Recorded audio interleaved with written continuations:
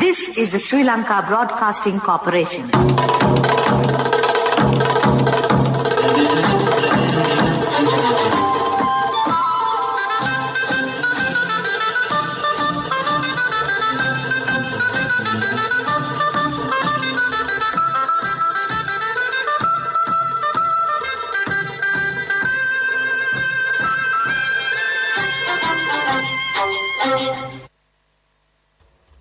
The time is precisely 6:15 p.m. This is the Sri Lanka Broadcasting Corporation.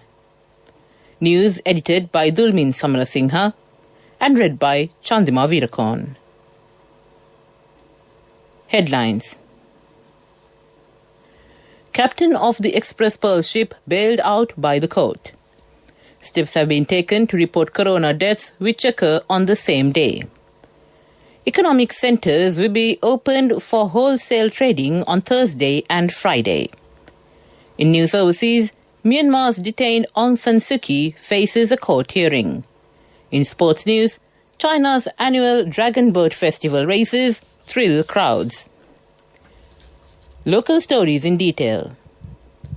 The captain of the Express Pearl ship, who was under the custody of the CID, has been bailed out after being produced before court today. During a media briefing today, Minister Ali Sabri said that steps will be taken to get compensation for the damage caused by the ship. Minister Rohita Abegunawardena said that the government will take steps to pay compensation to the victims of the incident. He said that Prime Minister Mahinda Rajapaksa was instructed relevant officials in this regard. State Minister Kanchana Wijayasekara said that the opportunity will be given to the fishermen to engage in their industry by providing necessary assistance, including fishing gear. State Minister Nalaka Godahewa said that the UN has agreed to give advice on the matter. Director General of the Health Services, Dr. Asela Gunawardena, says that deaths related to COVID will be reported on the same day in future. He said that when announcing deaths which occurred on few days at once, there is a problem the way it is being understood by the society. All economic centres will be opened for wholesale trading on the 17th and 18th. State Minister Shashindra Rajapaksa said that the economic centres will be opened with the agreement of the Presidential Task Force for Economic Revival and Poverty Alleviation. Opportunity has been given to conduct wholesale trading according to health protective measures. Minister Namal Rajapaksa says that the President and Prime Minister will take a decision on reducing fuel prices. He said that the officials taking such a decision when people are facing difficulties cannot be approved. Meanwhile, State Minister Namal Lansa said that the President and the Prime Minister would be requested to bring back the fuel prices to the earlier value. This news comes to you from the Sri Lanka Broadcasting Corporation. Scan the Lanka QR code and make your payments with People's Pay mobile payment app from People's Bank.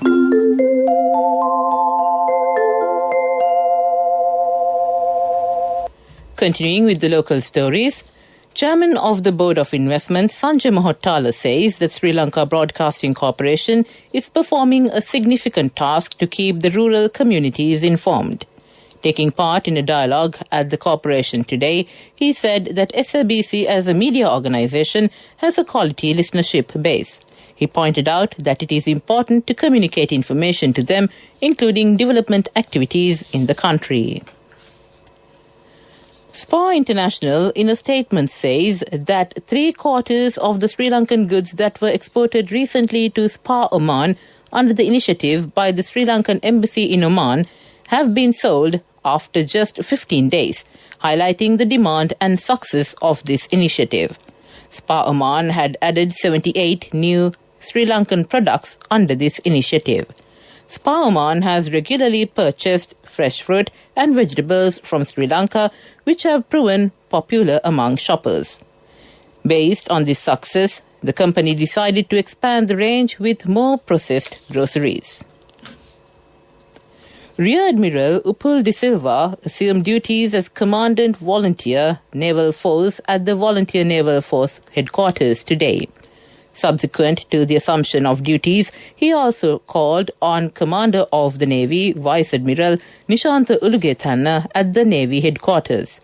In addition to the appointment of Commandant Volunteer Naval Force, Rear Admiral Upul de Silva also holds the office as Commander Western Naval Area. The Excise Department today denied reports that liquor can be purchased via online methods from the supermarkets.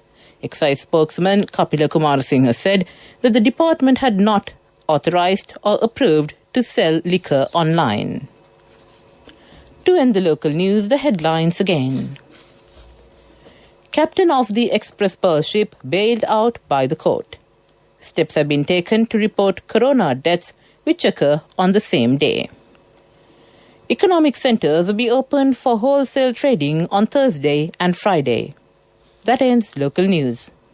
Nobody tells time like this. So why do you still pay with cash when you have People's Pay mobile app from People's Bank? Scan the Lanka QR code and make your payments with People's Pay mobile payment app from People's Bank.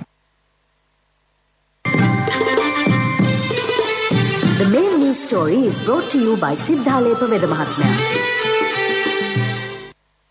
On the main news story, a reduction in corona-infected persons has been reported yesterday. 2,361 corona patients have been reported yesterday. 30 of them have returned from overseas. The highest number of infected persons has been reported yesterday from the Gampaha district. 223,638 corona patients have been reported from the country so far. The epidemiology unit said 188,547 out of them have recovered from the virus and left hospitals and treatment centres. 32,955 are under medical treatment. 2,136 COVID-related deaths have been reported so far. That ends the main news story. The main news story was brought to you by Siddhalepa Vedamahatmya. Moving on to Watchlight. The Consumer Affairs Authority says that they receive more than 1,000 complaints daily. They said the highest number of complaints is related to online transactions. The authority said public can make complaints over the hotline number 1977. That ends Watchlight. On to world news, the headlines. Myanmar's detained Aung San Suu Kyi faces a court hearing. China will launch first human space flight since 2016. The Russian president aims to build framework for dialogue with US.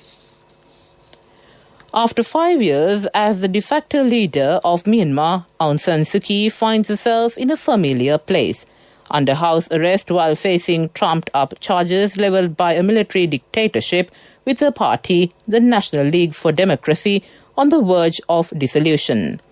The hugely popular politician will face trial in a Naypyidaw court on 5 charges, including the illegal possession of walkie-talkies and breaking coronavirus restrictions while campaigning for elections. Military officials have also accused her of corruption and violating the colonial-era Official Secrets Act. A Chinese spacecraft will blast off from the Gobi Desert on a Long March rocket in the coming days, ferrying 3 men to an orbiting space module for a 3-month stay, the first time China has sent humans into space for nearly 5 years. Shenzhou 12, meaning Divine Vessel, will be the third of 11 missions needed to complete China's space station by 2022. Among them, 4 will be missions with people on board, potentially propelling up to 12 Chinese astronauts into space, more than 11 men and women that China has sent since 2003. Russian President Vladimir Putin says his upcoming meeting with US President Joe Biden will help establish a framework for bilateral dialogues about areas of mutual interest, including nuclear arms reduction. Putin made the comment during an interview aired on a Russian state-run TV station yesterday. He's scheduled to hold his first face-to-face summit with Biden in Switzerland on Wednesday. Putin expressed hope that the meeting will help restore relations. To end the world news, the headlines again. Myanmar's detained Aung San Suu Kyi faces a court hearing. China will launch first human space flight since 2016. The Russian president aims to build framework for dialogue with US. That ends World News. We take a look at development news now. State Minister Anuradha Jayaratne says that work on 1,357 tanks have commenced this year under the Irrigation Prosperity Programme. 3 billion rupees will be spent this year to renovate tanks. 5,000 tanks are to be renovated within 3 years. That ends development news. On to sports news. China's annual Dragon Boat Festival races thrill crowds who feast on Zongzi.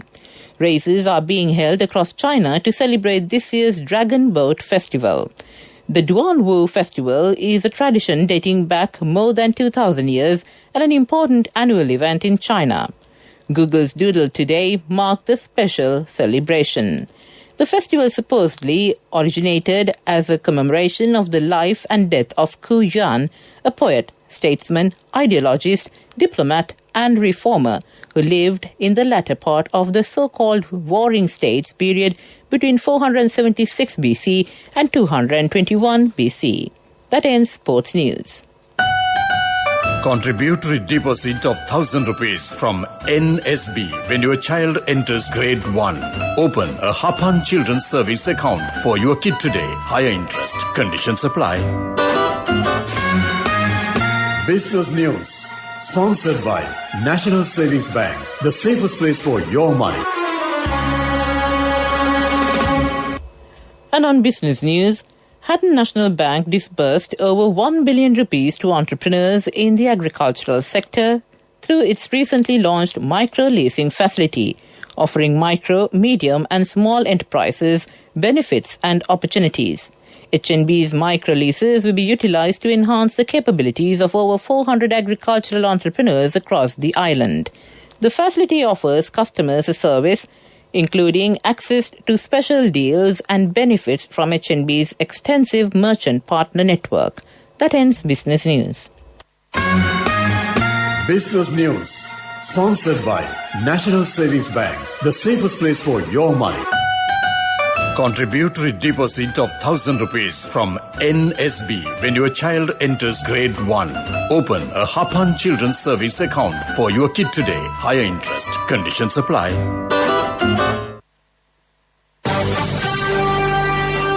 Weather Report was sponsored by Dialogue, in partnership with the Ministry of Education, introduces Nanasir, a trilingual educational mobile app with video-based lessons for grade 1 to A-levels. Now your child can study with ease on your mobile with no subscription fee.